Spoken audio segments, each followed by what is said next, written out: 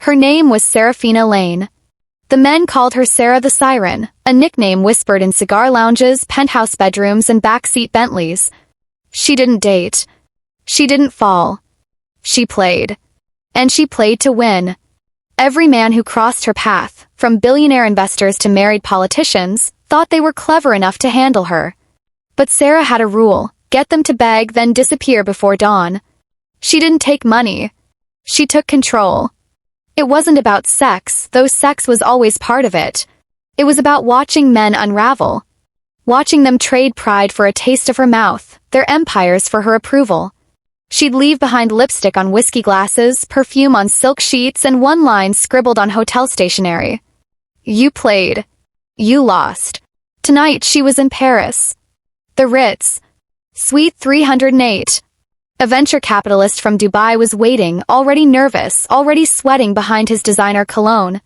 She stepped out of the bathroom in a silk robe, wet hair cascading down her back, skin glowing under candlelight. "You're not like the others," he whispered, trying to sound bold. "No," she said, tightening the robe slightly, smirking. "I'm worse." He laughed awkwardly, not sure if he should be turned on or terrified. She let him touch her. Slowly. Softly. Until he thought he had a chance. Then, when he closed his eyes and leaned in to kiss her, she whispered against his lips, "You'll remember me longer than I'll remember your name." By the time he opened his eyes, she was already slipping out the door. The elevator ride down was her favorite part. It was always the same. The thrill of escape, the click of her heels, the rush of knowing she'd just rewritten the man's ego in under 2 hours. But lately, it felt different. Colder. Lonelier. She walked past the doorman, ignored the lingering stares, and stepped into the back of a black car. The driver didn't speak. He knew better. Sarah leaned her head against the tinted window, eyes heavy, heart strangely tight. She was 30 now. The game was still fun, but something inside her had begun to shift. Like a string pulled too tight for too long. She thought about the man from Dubai. What was his name? Denial? Daniel? Did it matter? She opened her purse to grab her phone, and instead found a photo tucked inside. Polaroid. One she hadn't seen in years. Her. In a sunflower field. Hair natural. No lipstick. No games. Just 22-year-old Serafina, smiling at the boy beside her, the boy who once said, "Promise me you won't let this city swallow your soul." Her fingers trembled. That photo didn't belong in her purse. She hadn't packed it. She hadn't even seen it since. Her phone buzzed. Unknown number. "You still wear the same perfume. You left it behind in Rome, remember?" Her breath caught. Rome. 8 years ago. Only one man had ever left her first. Only one man ever walked away before she could. And now he was back? For the first time in years. Serafina wasn't sure if she was the player. Or the one being played. Serafina stared at the message. "You still wear the same perfume. You left it behind in Rome, remember?" Her fingers gripped the phone tighter. Her chest felt tight, not with fear but with something worse. Memory. Kind that tastes like regret and smells like lost time. She didn't reply. Couldn't. Instead, she ordered the driver to take her straight to the airport. No plan. No destination. Just out. Out of Paris. Out of her own head. She landed in Venice the next morning, a city she hadn't touched in years. Too quiet, too soft, too romantic, and too full of ghosts. She checked into a modest villa instead of her usual 5-star suite.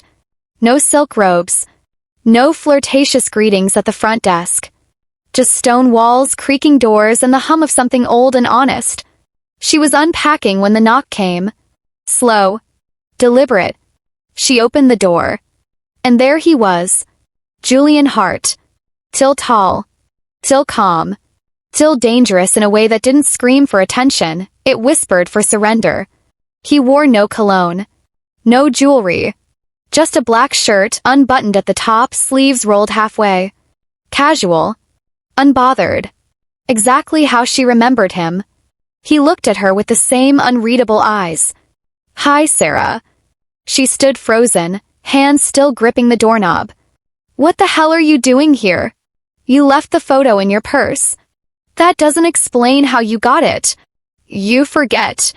I was the one who taught you how to plant things without being noticed. Her breath caught. He smirked. I see you still walk like the room belongs to you, he added, stepping inside uninvited. But your eyes, they don't match. She turned away. This is a waste of time. Then why haven't you thrown me out yet? She didn't answer. Because she couldn't. 'Cause the silence between them said too much. That night they sat on the villa balcony, 2 glasses of wine untouched between them. You were the first one who ran, she said finally. You played me before I even knew there was a game. I didn't play you, Sarah. I loved you. Same thing. No, he said, voice calm but sharp. You confuse love with control. You think if a man wants you, you've won. But real love isn't something you win. It's something you lose yourself in. She looked away. You broke me, she whispered. No, he said. You broke yourself trying to be untouchable. He stood then, walked to her slowly. She thought he would kiss her. Instead, he lifted her chin gently. You look tired. She didn't respond. He leaned closer. Not your body. Your soul. That hit her harder than anything she'd heard in years. 'Cause it was true. She had played hundreds of men. But somewhere between hotel lobbies and red wine lips, she had lost the girl he once knew. That night, she didn't seduce him. He didn't ask for her body. They slept on opposite sides of the bed, fully clothed like strangers who once were everything. And for the first time in her life, Serafina closed her eyes and felt safe. Not desired. Safe. The morning sunlight crawled across the wooden floor of the villa like slow fire. Serafina woke with her back to Julian, her breath shallow, her thoughts louder than ever. She was fully dressed, untouched, and completely unsettled. Because for the first time in years, she had shared a bed with a man, and not used her body as a weapon. Julian was in the kitchen, making coffee like they were old lovers on vacation. But they weren't. They were unfinished business. He handed her a cup. You still take it black? She nodded, lips tight. They sat across from each other at the small table, the silence stretching, humming with the weight of things unsaid. Finally, she broke it. Why are you really here? He didn't hesitate. To remind you who you were before you became this. Her brow lifted. This. A brand. A ghost. A fantasy. She looked down at her coffee. It's how I survived. I know, he said softly. But surviving isn't the same as living. She scoffed. Easy for you to say. You left. You disappeared. Julian leaned in. Because I couldn't watch you become someone who faked love for a living.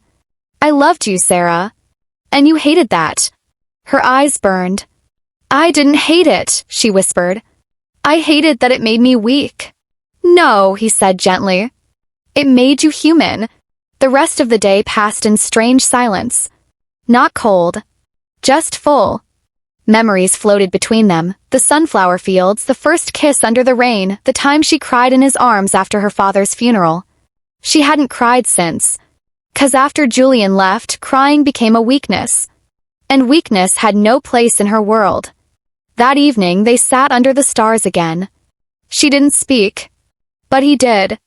You know what I remember most about you? He said quietly. The way you used to look at the sky and say you wanted to disappear into it.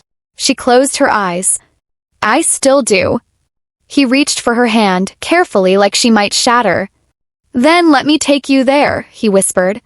Not to a place, but back to herself. Inside, the villa lights glowed soft and golden. Serafina stood near the window, hands shaking. I don't know how to stop pretending, she said. Julian stepped behind her, wrapped his arms around her waist. Then don't pretend with me. She turned, eyes glossy, lips trembling. This time, when he kissed her, it wasn't hungry. It was healing. She didn't lead. She didn't perform. She let him touch her slowly, reverently, as if her skin was sacred and her soul worth waiting for. He undressed her like she was delicate. She undressed him like she was finally ready to be real. Their bodies met in the candlelight, but it wasn't about power or victory. It was about coming home. And when she fell asleep in his arms, her mascara smeared, her hair messy, her breath calm, she felt something she hadn't in years. Loved. Not wanted.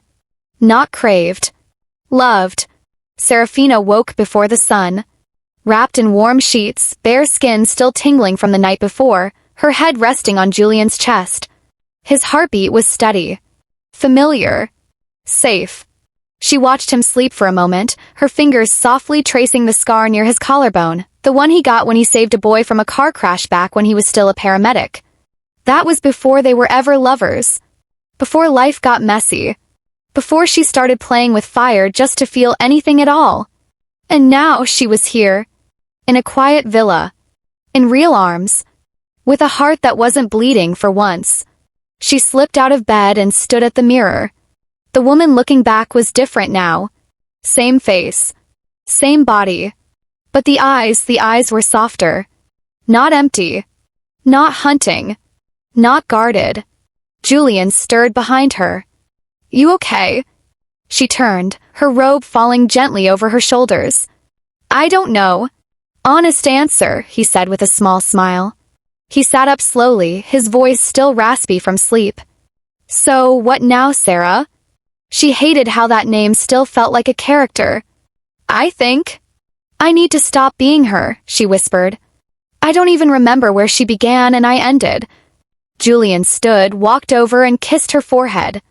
You always had a choice. You just forgot that somewhere along the way. That afternoon, she opened her old email account. The one only her assistant had access to. Hundreds of unread messages. Clients. Event planners. VIP invites. She hovered over the inbox, then selected all. Delete. She smiled. A small one. But real. Then she took a deep breath and did something she hadn't done in almost 10 years. She logged into her college poetry blog. The one with only 13 followers and poems written from heartbreak instead of lust. And she posted a new entry. I played men like they were pieces on a board. But I forgot I was playing myself too. This isn't an apology. It's a resurrection. Later that week, she and Julian sat in a cafe near the Venice canals. No makeup. Hair tied up. A second-hand sundress hugging her curves. And no one recognized her. Not a single whisper. No cameras. No glances dripping with lust. She liked it. Julian watched her gently. You look good like this. She smiled. Simple. No, he said. Unedited. A month later, the headlines shifted. Where is Serafina Lane? The seductress vanishes, burnout or breakdown? Let them guess. She didn't owe the world a press release. She owed herself a second chance. She started volunteering at a women's art retreat in northern Italy, teaching writing, healing in silence, laughing in the mornings, crying when needed. She wasn't a mystery anymore. She was human again. And Julian? He stayed. Not to complete her. Not to fix her. But to remind her on days she forgot that the woman she fought to become was worth loving even when she didn't know how. One night they sat by the fireplace, legs tangled, her head in his lap. I used to think love was the worst kind of game, she said. He stroked her hair. And now? She looked up at him. Now I think it was never the game. It was me. I was scared of losing something real, so I kept playing for things that never mattered. He leaned down and kissed her softly. You don't have to play anymore. I know, she whispered. Because this time, I already won.